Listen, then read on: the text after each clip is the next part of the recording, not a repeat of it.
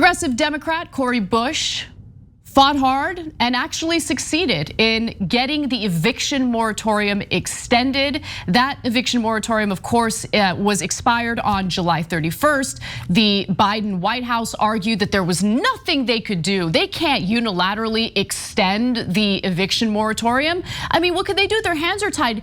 Brett Kavanaugh, Supreme Court Justice, said that he thinks that it might be unconstitutional. I mean, he didn't actually pass down a ruling on it, but that threat from Kavanaugh was enough for the Biden administration to pretend as though they didn't have the unilateral power during a global pandemic to extend the eviction moratorium.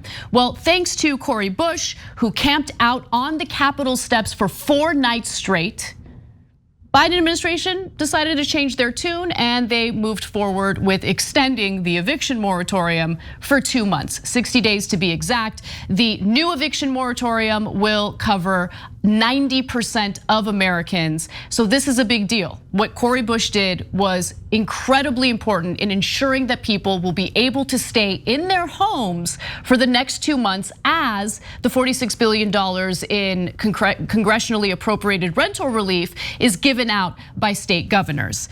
Now, the Biden administration, again, has issued a new 2-month moratorium on evictions covering much of the country after facing intense pressure from progressive lawmakers led by Congressmember Cori Bush. On Friday night, Democratic Congressmember Cori Bush, who was once unhoused herself, began camping out on the steps of the Capitol in protest. She stayed on the steps till Tuesday's announcement. So 4 nights straight. She's there, she's putting in the work. That inspired others to join her.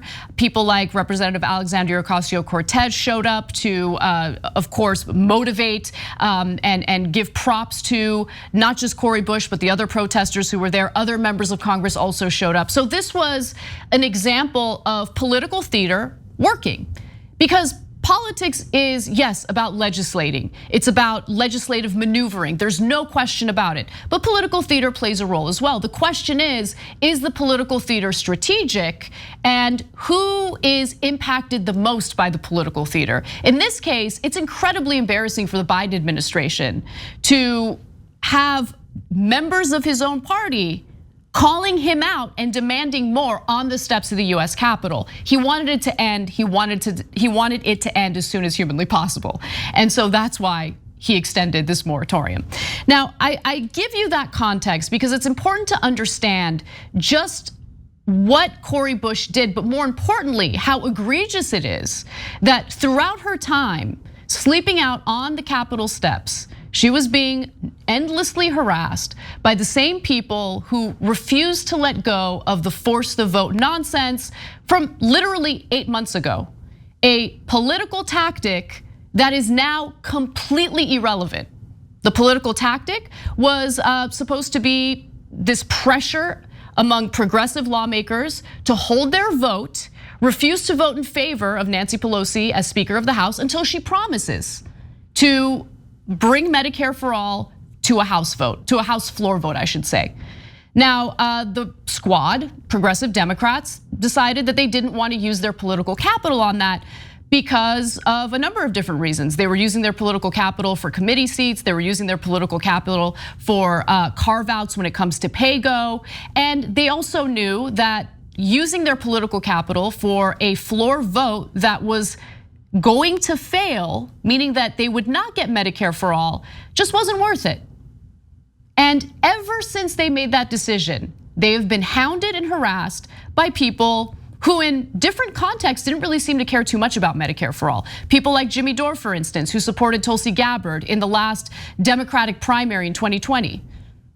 Tulsi Gabbard wasn't in favor of Medicare for all, but he was totally fine with that. Now he's pretending like Medicare for all is the only policy that matters. So much so that it warrants constant harassment toward AOC and other members of the squad. So I bring you this next video, which features part of this group, Max Blumenthal, who is part of Gray Zone, but is in cahoots with the whole force the vote movement, essentially harassing Cori Bush. He put out a short video of his interaction with her. Here's how it went. I heard there was an intense debate about the role of the squad and why the squad didn't leverage its vote for the speaker for Medicare for all vote, and why the squad, I mean, with the margin so narrow in Congress, why the squad didn't because leverage its vote on the stimulus to get a $15 minimum wage. So she started answering the question, and at some point, one of her staffers or someone who knows her got involved and kind of whisked her away. And that led to all this backlash among some components of the so-called left on Twitter. Oh my God, she doesn't serve the best interests. She's there in an effort to prevent people from getting evicted from their homes. How about focus on the topic at hand instead of focusing on a failed nonsense strategy from literally 8 months ago? And the reason why I say it's a nonsense strategy is because it's irrelevant now. It's irrelevant now. Nancy Pelosi is Speaker of the House. You guys pushed for something, they didn't do it. So are we just gonna focus on that for the rest of these women's political careers? Or are we gonna give them props for what they're trying to accomplish right now on an imminent issue? People getting kicked out of their homes in the middle of a pandemic. Are we gonna focus on that at all? And what's fascinating is when that short video was released, everyone was like, oh, look at that, she's so dismissive. But Gray Zone isn't known for providing a lot of context in their video content. I know from firsthand experience with them. They love to take things out of context. They love to cherry pick little snippets of videos that they've produced. They love intimidating people who dare to speak out against them like I'm doing right now. But guess what, you're not gonna shut me up. Now, there was someone who was also involved in this effort with Cori Bush. She was there the whole time. Kristen Mink tweeted about the interaction after there was all this backlash toward Cori Bush and how she handled that question from Max Blumenthal. She says, no, I was there and this framing is completely wrong and disingenuous. Friday night, there was a guy who ID'd himself as from the People's Party. Ilhan, meaning Ilhan Omar, chatted with him for a long while and went to follow him on Twitter. There, she found offensive memes about the squad. So this is a quote tweet from Max Blumenthal's tweet where he claims that, well, you can read the tweet for yourself. An intense argument broke out last night at the Capitol between an activist and members of the squad on their refusal to directly confront Pelosi. And then he says that he asked Cori Bush about it. Okay, Kristen Mink continues to write, the conversational pattern. Guy lobs accusatory question, why won't you or didn't you do X, Y, or Z? Members respond with detailed info. Guy lobs same accusatory question as if nothing was said. It was ridiculous and distracted from the urgent issue we were there for, housing.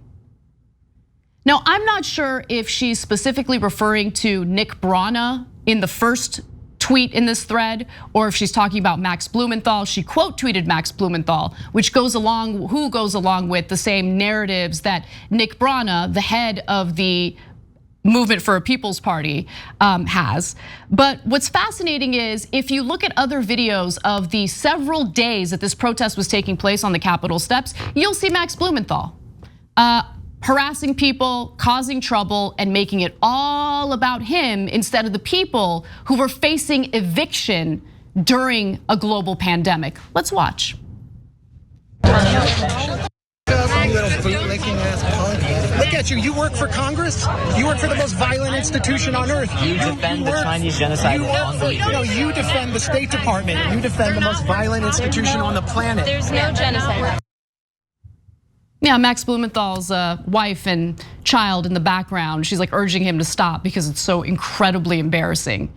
And he talks about Congress being the most violent organization. I mean, Max Blumenthal is the son of Sid Blumenthal, a longtime Hillary Clinton advisor and aide, including when Hillary Clinton was in the US Senate. So I don't know, maybe Max Blumenthal has firsthand experience with just how violent Congress really is. But I do find it questionable that he has now dedicated all of his time to harassing progressive members of Congress, the very people who are literally on our side on the very issues that we care most about, while ignoring the depravity, the cruelty, the viciousness of the Republican Party. I mean, you want to focus on corporate Democrats. You want to hold them accountable. Awesome. I just find it super strange that people like Max Blumenthal, Jimmy Dore are hyper focused on incessantly harassing progressive members of Congress. And of course, Nick Brana as well, who again is the head for the Movement for a People's Party, that third party venture, which I'll get back to in just a second. Now, with that said, there were unfortunately others who have taken part in harassing Cori Bush and other progressive lawmakers as they're fighting to ensure that people don't get kicked out of their homes. Here's another example. Everyone keeps asking, what should we do now? We're gonna keep here. We're gonna stay here until the rest of the work gets done. We're not buying the theatrics. We're not buying the theatrics. You're just one person. No, I'm not one person. My man right there. We have 137 people watching. 137 yes. people. Damn. They were working really hard. I think what they're doing is horrible, and I think that what do you mean? What was I doing? Informing people. You think I shouldn't inform people? Yelling isn't How am I trolling? because you're asking irrelevant questions. How is it irrelevant that they're using money? How is it irrelevant that they're using money for wars when they could be giving money to the homeless? They voted for. They voted to increase the budget for Israel. No, they voted against it. How You much? don't even know what you're talking about. I know what I'm talking about. Research before you go out. They increased the budget for Israel, an apartheid state. At home. Know what you They increased the budget for an apartheid state. No idea what you're talking about. I know more than you. I know more than you. It's not a contest. Go home and It's not a contest. then do your YouTube channel at home. You didn't do any research. And of course they did no research. Going after progressive lawmakers like Cori Bush for voting for more war? There's no evidence of that. You look at Cori Bush's record and it's the opposite of what that clown boy was alleging in that video.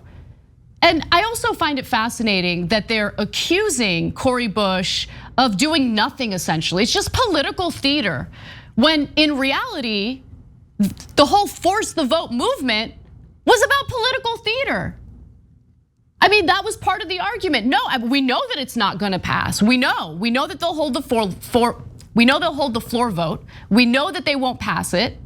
But it's important to A, understand which Democratic lawmakers are not in favor of Medicare for all, which is something we already know.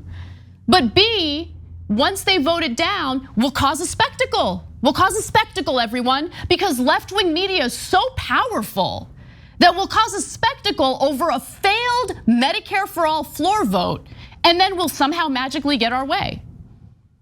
So that would have been theater that would have failed. But the theater that Cori Bush engaged in worked because it was strategic and it was smart. What she did materially benefited people's lives. Yes, we need more. There's no question about that. But buying people time, giving states 2 months to ensure that they pass out the $46 billion in rental relief so people are able to stay in their homes indefinitely, that's important. That's incredibly important. It certainly goes a lot further in improving people's lives than anything that the Movement for the People's Party has been able to accomplish. It certainly improved people's lives far further than anything that Jimmy Dore or Max Blumenthal has ever done in their careers. And they have the audacity to go over there and harass people as they're fighting for something, as they're showing up and doing the work.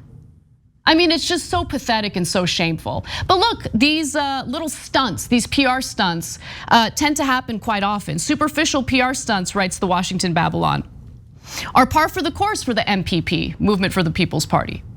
From the very beginning, Nick Brana misled members of Draft Bernie for a People's Party and exploited their hopes that Sanders would lead a third party, even though the Vermont senator himself explicitly rejected that idea in a February 12th, 2017 appearance on Meet the Press.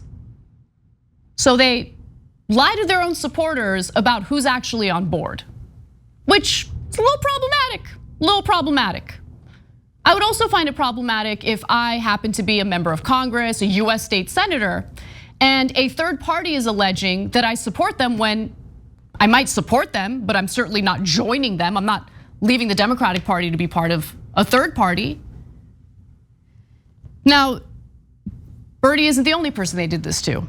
To this day, MPP remains focused on loud, very often boneheaded actions intended to generate controversy and buzz. Force the vote, a fleeting tactic of dubious merit at the time to pressure progressive congressional representatives to force a floor vote on Medicare for all, was relevant for all of 2 weeks, but quickly became a branding exercise for media like Jimmy Dore and Breonna Joy Gray. So let's get to Nina Turner's race, because they decided to mess around with that as well. Now, I want to be clear, this is an important caveat before I give you the details on the Nina Turner angle. I do not believe that their actions here led to Nina Turner losing the Democratic primary in Ohio's 11th district.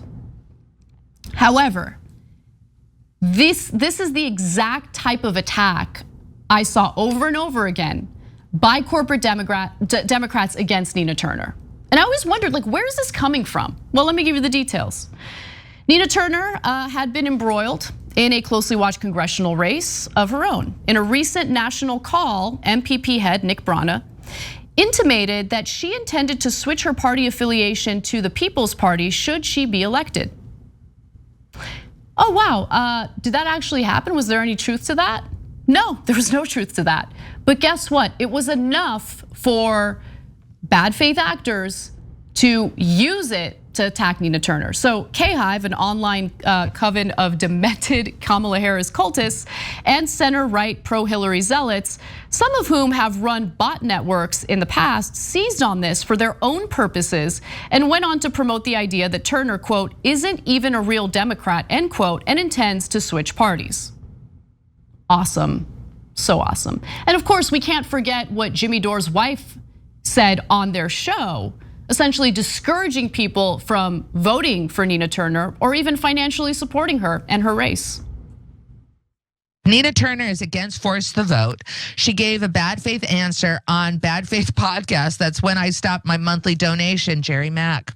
You know how I feel, Jerry. I'm right there with you. I'm not giving my money to somebody who's running in the Democratic Party. I'm not giving my money to somebody who runs in the Republican Party. I'm not giving them my money. Come get my vote. Come get my vote. And you know how you're going to get support? Universal health care.